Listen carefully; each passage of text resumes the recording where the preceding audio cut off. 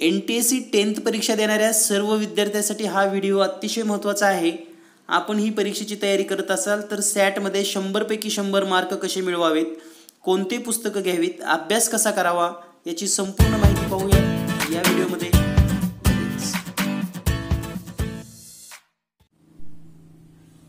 विद्यार्थी मित्रांनो, या व्हिडिओमध्ये पाहूया आपण NTSC 10th या परीक्षेसाठी मॅट आणि सॅटचा अभ्यास कसा करावा। जर आपण हे चॅनल पहिल्यांदा पाहत असाल तर चॅनलला सबस्क्राइब करून ठेवा, कारण स्पर्धा परीक्षेविषयी जे काही महत्त्वाच्या पॉइंट्स आहेत त्याचबरोबर अभ्यास कसा करावा किंवा कोणत्या सब्जेक्टवर लक्ष दिल्याने आपला स्कोर वाढू शकतो अशा सर्व गोष्टी या चॅनलवर तुम्हाला पाहायला मिळतील। यापूर्वी आपण मॅट बद्दल माहिती दिलेली आहे। मॅट मध्ये बुद्धिमत्तेचे 100 प्रश्न येतात आणि हे 100 प्रश्न कोणत्या प्रकारचे आहेत, या प्रश्नासाठी अभ्यास कसा करावा या संदर्भात तुम्हाला ऑलरेडी माहिती दिलेली आहे। तर आजच्या व्हिडिओमध्ये आपण पाहणार आहोत सॅट पेपर 2,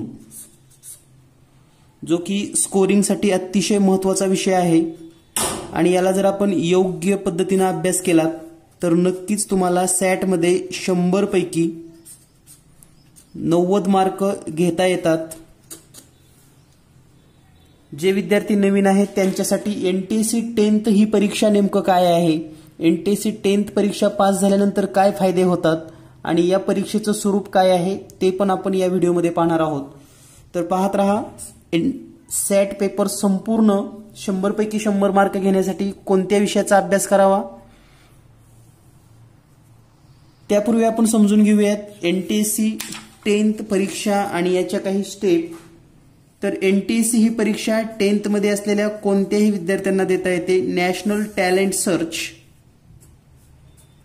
यामध्ये एकूण 2 परीक्षा आहेत, स्टेज 1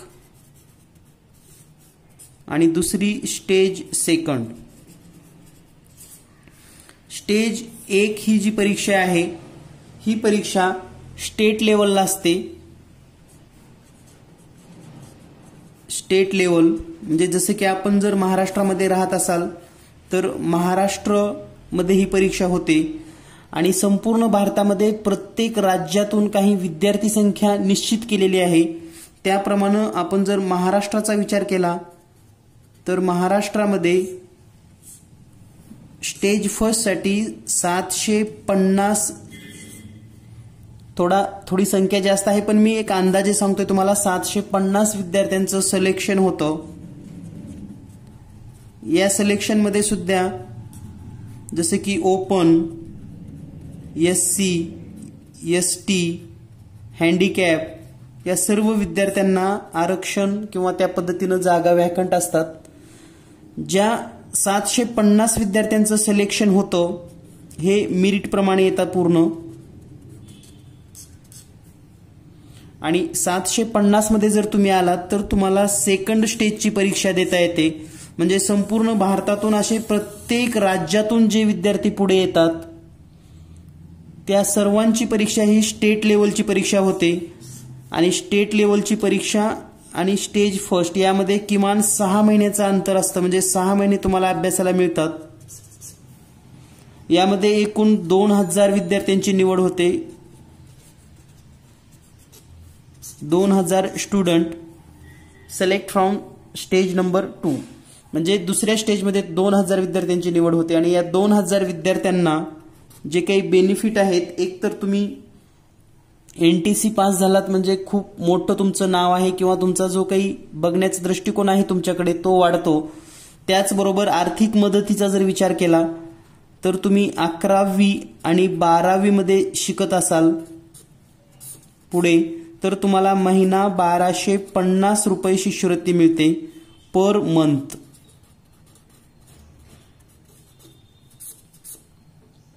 त्यानंतर तुमचं जे काही ग्रॅज्युएशन आहे आणि पोस्ट ग्रॅज्युएशन म्हणजे एकूण 5 वर्ष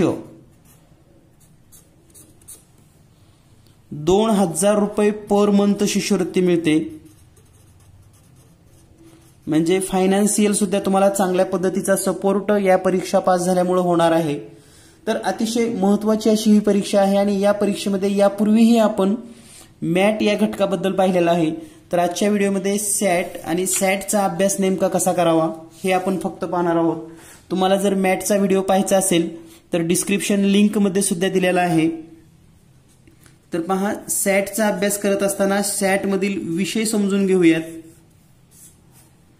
सॅटमध्ये महत्त्वाचे 3 सब्जेक्ट आहेत. एक म्हणजे गणित मॅथमॅटिक्स, दुसरा विज्ञान म्हणजे सायन्स, आणि तिसरा इतिहास, भूगोल, नागरिकशास्त्र, सोशल सायन्स. तर या 3 विषयामध्ये जर गुणांचा विचार केला तर गणितामध्ये 20 गुण, विज्ञान 40 आणि इतिहास भूगोल 40 असा टोटल 100 मार्काचा पेपर असतो. यापूर्वीच्या जर पेपरचा आपण अभ्यास केला, विश्लेषण केलं तर एक गोष्ट लक्षात येते आपल्याला, स्कोरिंगसाठी जे महत्त्वाचे विषय आहेत ते म्हणजे इतिहास, भूगोल आणि विज्ञान. तर इतिहास भूगोलसाठी तुम्हाला अभ्यास कोणता करायचा आहे तर 10thचे जे काही सिलेबस आहे स्टेट बोर्डाचा, 10th सिलेबस स्टेट बोर्ड, तर यामध्ये सर्व पाठ्यपुस्तकाच्या नोट्स काढून घ्या, लाईन टू लाईन वाचून घ्या आणि त्याच्या नोट्स तयार करा. मग यामध्ये इतिहास, भूगोल आणि नागरिकशास्त्र प्रत्येकाच्या नोट्स तयार करा. आणि हा जर अभ्यासक्रम पूर्ण झाला तर याबरोबर जे काही स्पर्धा परीक्षेची पुस्तकं आहेत, स्पर्धा परीक्षा म्हणतोय मी, जसे की PSI, STI, MPSC लेवलच्या स्पर्धा परीक्षा, त्यांची इतिहास, भूगोल आणि नागरिकशास्त्रासंबंधीची जी काही महत्त्वाची पुस्तकं आहेत हे पुस्तकं आपण वाचू शकतात, जेणेकरून तुम्हाला या ठिकाणी 40 पैकी 40 मार्क मिळायला काहीही हरकत नाही. तर या पद्धतीनं इतिहास भूगोलचा अभ्यास आपल्याला करता येतो. त्यानंतर विज्ञानचा विचार करत असताना 10th सायन्स जे आहे, 10th सायन्स यामधील सर्व नोट्स काढून घ्या. यामध्ये पण physics plus chemistry plus biology असं विश्लेषण जर केलं तर 13 + 13 + 14 असं यांचं मार्किंग आहे. तर या पद्धतीने अभ्यास करा.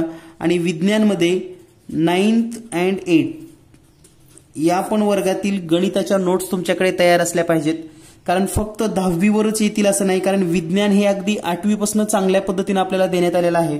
तर स्टेट बोर्डाची सर्व पुस्तकं 8वी, 9वी, 10वी चांगल्या पद्धतीने रेफर करा. तुम्हाला इतर मार्केटमधलं कोणतंही पुस्तक पाहायची गरज नाही. आणि याचबरोबर जर तुम्हाला पाहायचं असेल विज्ञानसाठी पुस्तक तर मग ते MPSC स्पर्धा परीक्षेचं जे काही विज्ञानचे पुस्तकं आहेत त्यांचं वाचन करा, त्यांचा अभ्यास करा, नक्कीच तुम्हाला फायदा होईल. त्यानंतर येऊया आपण गणिताकडे. गणितामध्ये पण पुन्हा 2 पार्ट आहेत. एक म्हणजे बीजगणित अल्जेब्रा आणि दुसरं म्हणजे भूमिती जिओमेट्री. यामध्ये 10 + 10 या पद्धतीने प्रश्न असतात. बीजगणिताचा जर विचार केला तर जे काही आपले चॅप्टर्स आहेत 10thचे त्यामधील सर्व फॉर्म्युले तुम्हाला लक्षात असले पाहिजेत. आणि भूमितीमध्ये ऑल थेरम, सर्व प्रमेय. जर तुम्हाला सर्व सूत्र आणि प्रमेय जर पाठ असतील किंवा जर थेरम पाठ असतील तर तुम्हाला गणिताला सुद्धा चांगले मार्क मिळू शकतात. जनरली साधारण जेवढं या ठिकाणी सांगितलं गेलं एवढा जरी तुम्ही अभ्यास केलात तर तुम्हाला इतिहासला 35 पेक्षा जास्त, विज्ञानला 35 पेक्षा जास्त आणि गणिताला 15 मार्क, म्हणजे टोटल एकूण 85 मार्क मिळाले तरी खूप मार्क होतात. लक्षात घ्या, कारण जे मेरिट असतं ते मेरिट 170च्या पुढे राहतं. जनरली ओपनसाठीचा विचार केला तर 170 म्हणजे तुम्ही मॅटमध्ये 90 पेक्षा जास्त मार्क घेऊ शकतात आणि सॅटला 85 मार्क जरी घेतले तरी तुमचा स्कोर 175 राहतो आणि तुमची पहिली स्टेज आरामशीर निघून जाते. तर या पद्धतीने अभ्यासाला लागा. विद्यार्थी मित्रांनो, जर तुमचा अभ्यास किती झालाय किंवा अभ्यासामध्ये तुमचा योग्य दिशेने अभ्यास होतोय का यासाठी आवश्यक आहे तुम्हाला परीक्षा देणं. तर परीक्षेसाठी एक महत्त्वाची गोष्ट आपल्याकडे उपलब्ध आहे ती म्हणजे टेस्ट सिरीज. कारण तुम्ही किती वाचलात, किती अभ्यास केलात, किती तुमच्या लक्षात राहिले यापेक्षा त्याचं मूल्यमापन होणं गरजेचं आहे. आणि जीनियस एक्झाम प्ले स्टोअरला जर आपण पाहिलं तर जीनियस एक्झाम नावाचं एक ॲप उपलब्ध आहे. जीनियस एक्झाम हे प्ले स्टोअर ॲप तुम्ही आजच डाउनलोड करू शकतात. यामध्ये NTCच्या एकूण 10+10 20 टेस्ट उपलब्ध आहेत. म्हणजेच मॅट पेपर 1च्या 10 आणि सॅट पेपर 2च्या 10 अशा एकूण 20 परीक्षा तुम्हाला उपलब्ध आहेत. म्हणजे या 20 परीक्षा तुम्ही सराव करू शकतात. याचा फायदा काय होईल तर जेव्हा पण तुम्हाला या टेस्ट दिल्यानंतर तुमचा स्कोर लक्षात येईल तेव्हा तुम्हाला लक्षात येईल की आपला कोणता भाग वीक आहे, आपल्याला कोणत्या भागावर लक्ष देणं गरजेचं आहे. तर यामध्ये जर आपण पाहिलं तर मॅटच्या पूर्ण पेपर्स हे मराठी माध्यमातून दिलेले आहेत आणि सॅटमध्ये गणित, विज्ञान हे दोन्ही लँग्वेज मधनं आहे, बोथ लँग्वेज. आणि इतिहास भूगोल जे आहे हे मराठीतून आहे. म्हणजे तुम्ही सेमी माध्यमातून असाल किंवा इंग्रजी माध्यमातून जरी असाल तरी तुम्ही ह्या सर्व परीक्षा देऊ शकतात. तर या पद्धतीनं सराव करण्यासाठी आजच जीनियस एक्झाम हे चॅनल हे प्ले स्टोअर ॲप आपण डाउनलोड करू शकतात. त्याचबरोबर ज्या विद्यार्थ्यांना मॅटची तयारी करायची आहे, मॅटची, त्यांच्यासाठी स्पेशल व्हिडिओ क्लास उपलब्ध आहे. जर तुम्ही व्हिडिओ क्लास जॉईन करण्यासाठी इच्छुक असाल तर व्हॉट्सअप करू शकतात 8856 046 142 या नंबरवर. तर सर्वांना परीक्षेसाठी खूप खूप शुभेच्छा. जास्तीत जास्त स्कोर वाढवण्यासाठी वाचन करा, स्वतःच्या नोट्स तयार करा. मार्केटमधील कोणतंही एनटीसीचं पुस्तक घेण्याची गरज पहिल्या स्टेजसाठी तरी नाही, हे मी पुन्हा एकदा सांगतो. कारण आपला सिलेबस हाच महत्त्वाचा आहे. जर तुम्ही सिलेबसचा अभ्यास केलात तर नक्कीच तुमचं सिलेक्शन होऊ शकतं. सर्वांना परीक्षेसाठी खूप खूप शुभेच्छा. धन्यवाद. Thank you very much.